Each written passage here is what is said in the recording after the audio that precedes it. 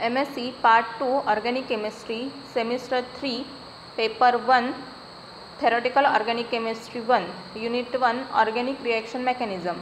The 1.1 point was already studied in offline lecture. Then second is a 1.2 is a neighboring group participation. In that the mechanism and effect of enantiomeric assistance, NGP by unshared lone pair electrons, pi electrons, aromatic ring, sigma bond with a special reference to norbonyl and bicyclo 2,2,2-octyl cation system, the formation of non-classical carbocation. म्हणजे यामध्ये आपण neighbouring group participation म्हणजे काय, त्याचं mechanism काय आहे, त्याचे effect काय आहेत ते बघणार आहोत. Then NGP by the unshared lone pair electrons. Unshared आणि लोन पेअर इलेक्ट्रॉन्स म्हणजे आता ऑक्सिजन किंवा नायट्रोजन किंवा सल्फर यावर जे अनशेअर्ड लोन पेअर इलेक्ट्रॉन्स आहेत ते पार्टिसिपेट कसे करतात रिॲक्शनमध्ये. पाय इलेक्ट्रॉन्स जसं सिग्मा बॉन्ड आणि पाय बॉन्ड असतो त्यातला पाय बॉन्ड हा ॲक्ट कसा करतो. Then aromatic ring. ॲरोमॅटिक रिंगमध्ये काय आलं तर बेन्झिन रिंग आली, तर बेन्झिन रिंगमधला पाय बॉन्ड हा ॲक्ट कसा करतो हे बघणार आहोत. Then sigma bond with a special reference to norbornyl, याच्यामध्ये सिग्मा बॉन्डसुद्धा हा नेबरिंग ग्रुप पार्टिसिपेशन करतो. Then next is a neighbouring group participation. Neighbouring group participation म्हणजे काय. The intramolecular involvement of a functional group with its n means non-bonding, pi electron or sigma electron in the reaction at other functional group is a term neighboring group participation. तर ह्याच्यामध्ये intramolecular involvement of a functional group, functional ग्रुपची intramolecular involvement होते. म्हणजे त्या functional ग्रुपमध्ये oxygen म्हणजे आता ऑक्सिजनवर नॉन बॉन्डिंग इलेक्ट्रॉन असतात, लोन पेअर असते, ती पार्टिसिपेट कशी होते. देन पाय इलेक्ट्रॉन किंवा सिग्मा इलेक्ट्रॉन हे पार्टिसिपेट कसे होतात हे आपण ह्यामध्ये बघणार आहोत. त्यालाच म्हणतात neighbouring group participation.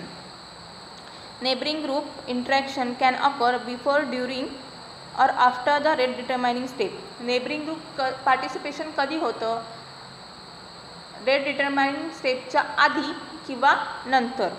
This interaction can lead to the retention of configuration.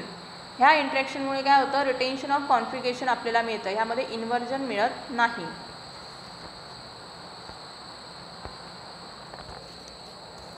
The enantiomeric assistant is the neighboring group participation in the rate determining step of reaction.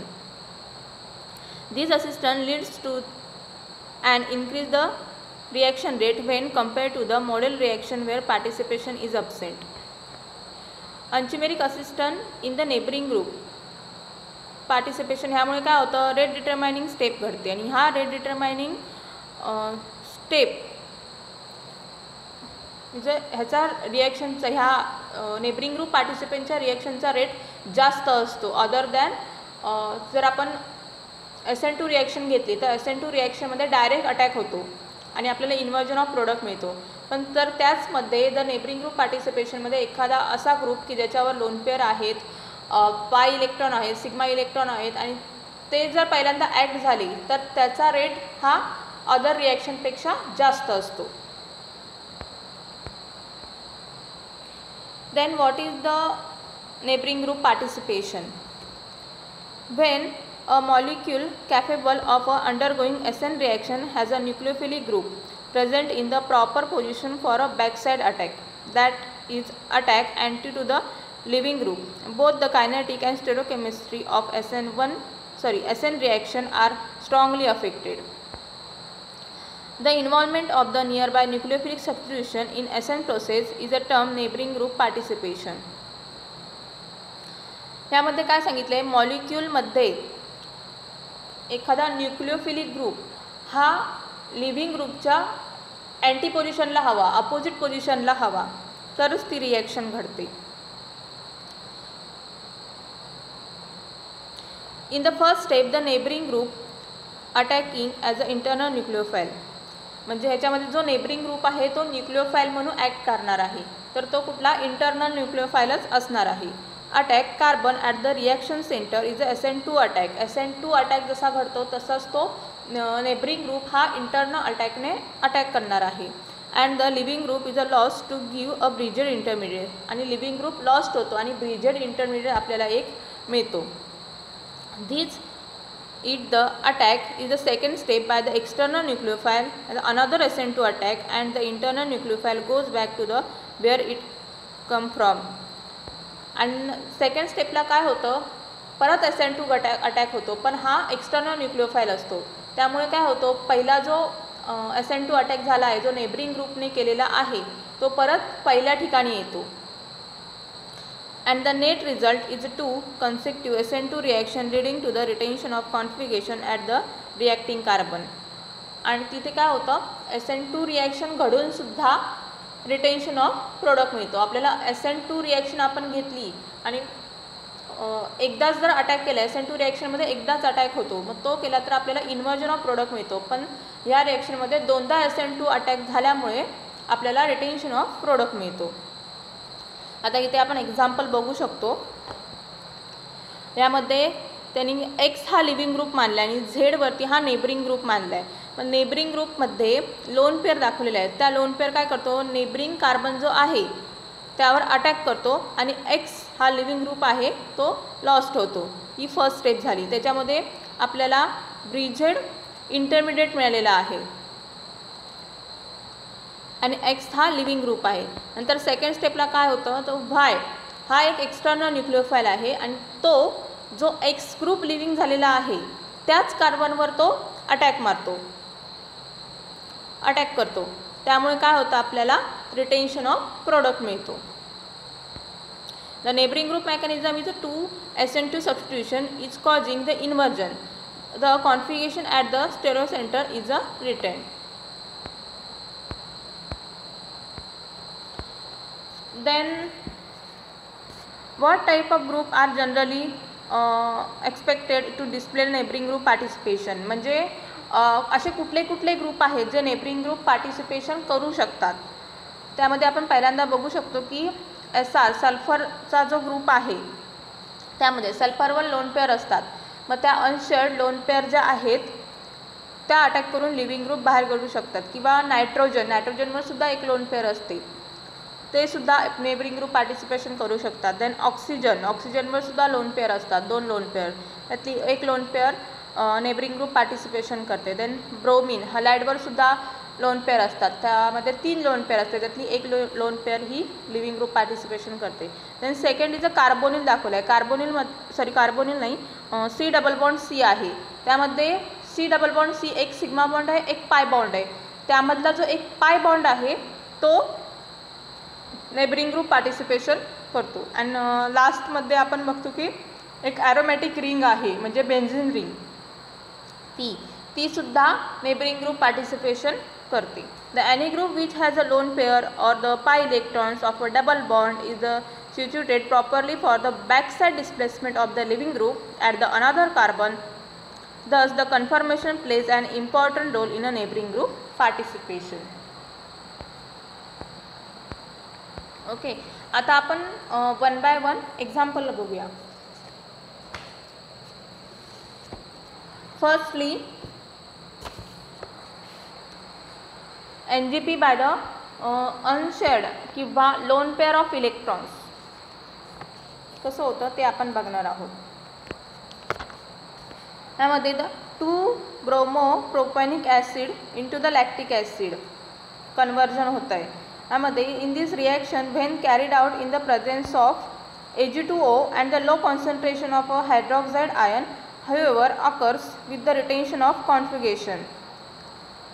The reaction now involves the 2 steps. In the first step, the carboxylate group acts as a neighboring group to the displace the bromide ion via backside attack on the chiral center, and the silver ion here acts as a electrophilic catalyst and aids the removal of bromine.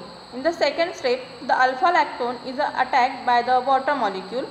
Both the steps involve an inversion of configuration on the attack carbon. Thus, the net result, the 2 inversion in 2 steps, is overall retention of configuration.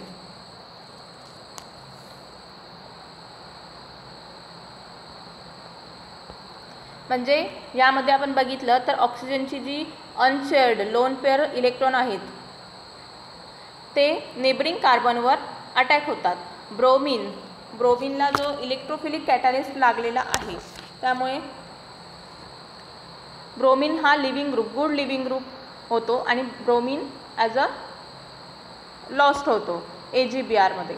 And ही first step झाली. Second स्टेपमध्ये काय होतं, OH2O is a external nucleophile is attack to the carbon. कुठला carbon, जो ज्यातून bromine हा loss झालेला आहे त्याच कार्बनवर अटॅक करतो आणि तिथे OH हा एक्सटर्नल न्यूक्लिओफाइल लागतो आणि आपल्याला रिटेन्शन ऑफ कॉन्फिगरेशन मिळतं. Then second example is the pi electron. म्हणजे पाय इलेक्ट्रॉन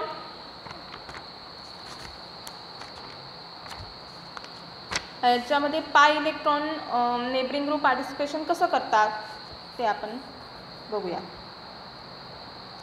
इज अँटी-7 नॉर्बोर्निल टॉसायलेट हा जो कंपाऊंड दाखवलेला आहे तो.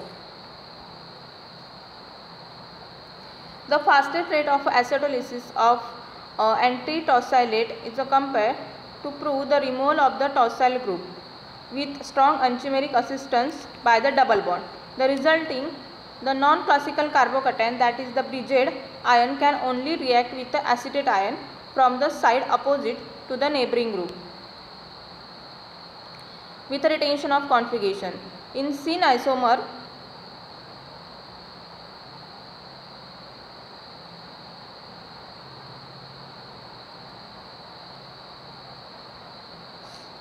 म्हणजे ह्यामध्ये आपण बघितलं तर डबल बॉन्ड हा नेबरिंग ग्रुप पार्टिसिपेशन करतो. ह्यामध्ये OTS टॉसायलेट ग्रुप आहे तो डबल बॉन्डच्या बरोबर अपोजिट साईडला आहे. त्यामुळे जेव्हा डबल बॉन्ड OTSच्या कार्बनवर अटॅक करतो तेव्हा आपल्याला ब्रिजेड कॅटॅन मिळतो, कार्बोकॅटॅन मिळतो. आणि नंतर OAC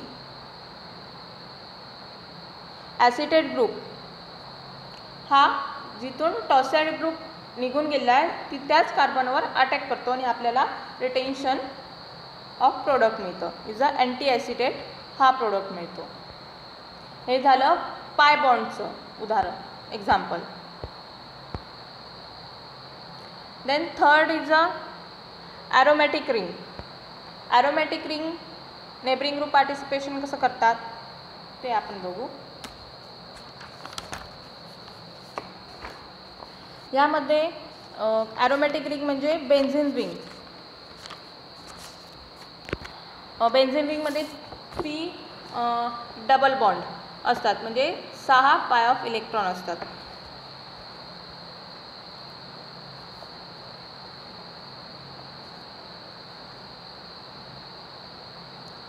The acidolysis proceeds via the intermediate formation of a cyclic phenomenon ion by the neighboring group participation of the pi system of the aromatic ring. The phenonium ion formed from the thioisomer is achiral with a sigma plane of symmetry. Opening the phenonium ion in the 2 equivalent ways will give the racemic isomer, that is the racemic mixture.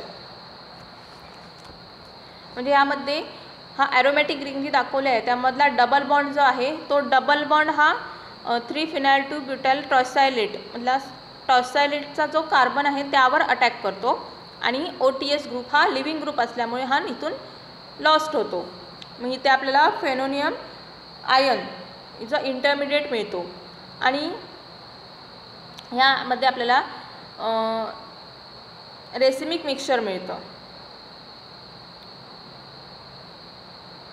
OAC जो ॲसिडेट group हा जिथून OTS बाहेर गेला आहे त्याच कार्बनवर तो attack म्हणून आपल्याला इथे रेसिमिक मिक्सचर मिळतं.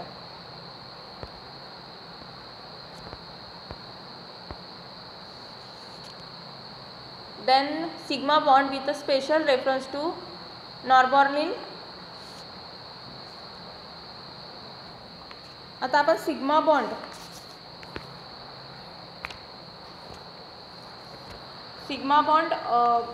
नेबरिंग ग्रुप पार्टिसिपेशन कसा करतो ते आपण बघूया.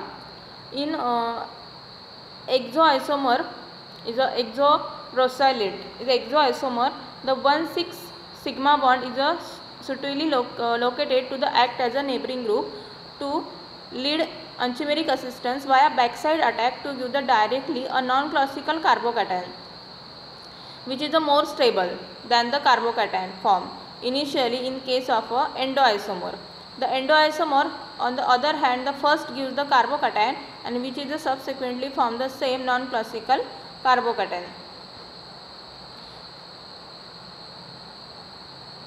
म्हणजे यामध्ये काय होतं की 1 and 6 नंबरचा जो सिग्मा बॉन्ड जो आहे या एक्झाम्पलमध्ये तो फर्स्टली डायरेक्ट अटॅक करून OBS म्हणजे ब्रोसॅलेट ग्रुप हा लिव्हिंग ग्रुप असल्यामुळे लॉस्ट होतो आणि इथे नॉन क्लासिकल कार्बोकॅटायन आपल्याला मिळतो. पण एक एंडोब्रोसॅलेटमध्ये काय होतं की OBS हा स्वतः एंडोआयसोमरमध्ये स्वतः निघून जातो, तिथे कार्बोकॅटायन फॉर्मेशन होतं and then secondary carbocation form होतो. पण देन 1,6 नंबरचा सिग्मा बॉन्ड आहे हा ब्रेक होऊन तिथे norbornyl carbocation non classical carbocation formation होतं.